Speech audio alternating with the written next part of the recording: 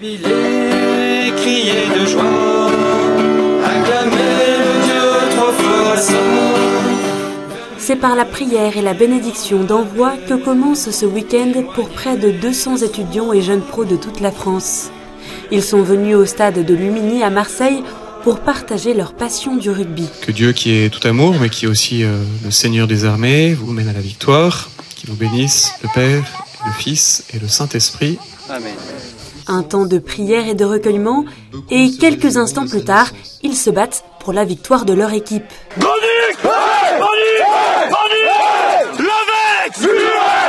que Toulon, parce que Toulon,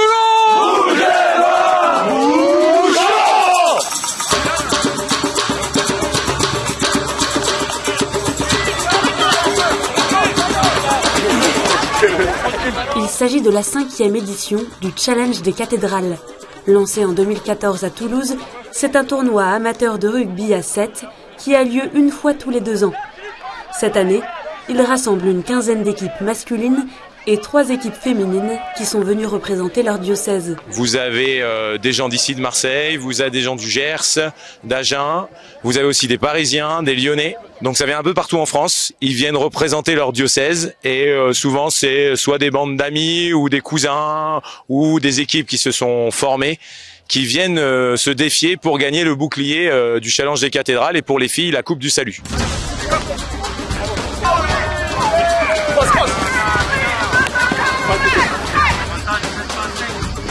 Le but, c'est de montrer tout simplement que la foi est compatible avec le sport et qu'on peut aussi rayonner de l'évangile tout simplement en vivant ensemble des activités comme le rugby autour de valeurs comme la fraternité, la joie de vivre ensemble, le partage d'une passion commune. Parmi les joueurs de cette année, Pierre, joueur et père de famille de l'équipe le 15 des curés du diocèse de Fréjus-Toulon. Pour lui, les valeurs du rugby et les valeurs de l'évangile se rejoignent. Le monde du rugby et la foi ont beaucoup de valeurs en commun, à savoir voilà, l'esprit d'équipe et l'esprit de communauté qui se ressemblent beaucoup. Des valeurs d'aide aux plus démunis et aux plus faibles aussi, parce qu'en fait, voilà, on a des gros et des petits, comme on aime dire au rugby. Mais en fait, on fait partie d'une équipe et que c'est pas le physique qui compte forcément. Il y a des stéréotypes sur le rugby comme quoi il y a que des gros musclés qui jouent. En fait, non, on peut être tout petit et en fait, on a toujours un soutien. C'est-à-dire que quand on va au sol, il y a des soutiens qui vont venir nous aider. Et je pense que l'Église s'est appelée à être ça, à être un soutien pour les plus démunis aussi. On va y aller ensemble. Dans la douleur, on va se régénérer, mais dans la douleur, on va aller les chercher ces victoires. C'est dans la tête, les gars. On n'est pas des pros, mais on est des bons joueurs de rugby. Chacun d'entre vous là. Hein? Je vous connais les gars, je sais ce que vous pouvez faire. Donc on va y aller. Allez ensemble les gars, on se régénère, on mange bien. 1, 2, 3, crac!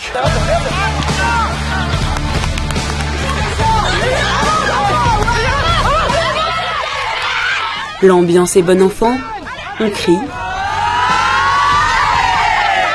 on chante.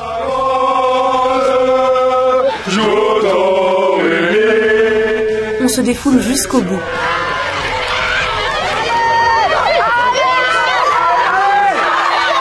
Cette compétition permet à tous ces jeunes passionnés du ballon ovale de vivre un temps fraternel.